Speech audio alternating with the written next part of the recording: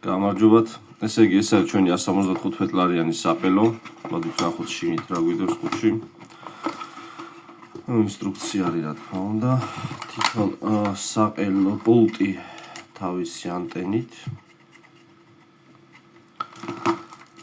საყელო უშუალოდ, რომელიც მაგდება აი ესე, აი აქედან უნდა შევუყაროთ, აქედან გამოვუყაროთ და კისრის ზედა მხარეზე უნდა დავმაგროთ ძაღლს.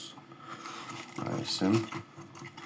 ესე იგი, რაც შეეხება ამ რეზინებს და აი ამ პლასმას, ესე იგი, ეს რეზინები სრულიად არ არის საჭირო, იმიტომ რომ ეს იმისათვის არის, რომ ძაღლი არ დაზიანდეს და არ დაეჩხაპნოს კისერი, მაგრამ რაც შეეხება ამ ბოლტებს, ანუ ამას წვეტიანი მხარე არ აქვს, ასე რომ ფიზიკურად შეუძლებელია რომ დავაზიანოთ.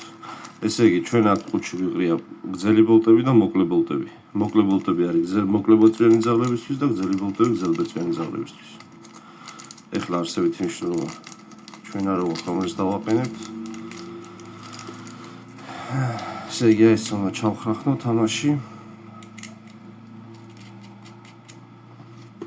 ერთიც და მეორეც.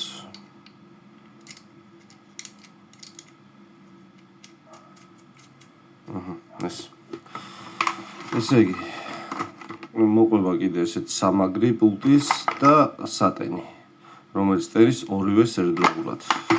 ერთი იტენება აი აქიდან, ხედავთ აი აქ რო არის გასახსნელი და მეორე ქვევიდან.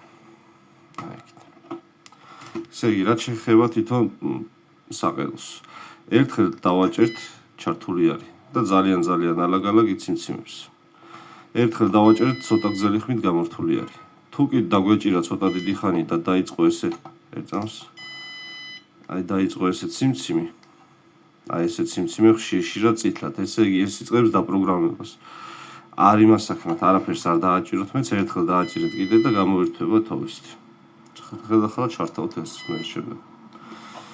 ესე იგი, რაც შეეხება პულს, ესე იგი, თავარი რაც ჩვენ უნდა ვიცოდეთ, ჩართვა ღილაკი აქედან, ჩართვა გამორთის ღილაკი აქედან არის, პლუს მინუსი აქედან არის, ფანარი აქედან არის. ნუ ფანარი ეხლა ცოტა არის საჭირო ეს რო თქვა.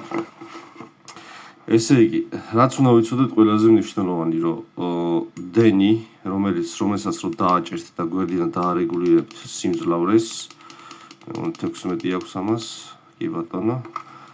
აი ეს დენი არ უნდა მოგიხდეთ შემთხვევით ძაღლზე. ხედავთ რა მხრა დენი არის. ძაღლს თქვათ მივადო.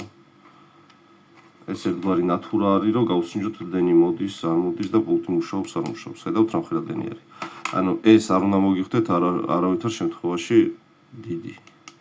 ანუ მე დავაყენებ ეხლა ორზე და მე თქვენ თვითონ მიხვდებით, ანუ ძაღლს რო ეჩხუბებით და არ გისმენს და დენს რო იხوارთ და არ ტყავთ და ძაღლი მაინც თავისას აკეთებს, ესე იგი ცოტა მოსამატებელია. მე კიდე მოსამატებელი და უპოვით იმ ზღვარს, რომელიც ზღვარზეც უკვე ძაღლს ტკივა. შემდეგ, რაც შეეხება ხმას, რეგულირდება ყველაფერი აქედან. ეცვლება ხმები.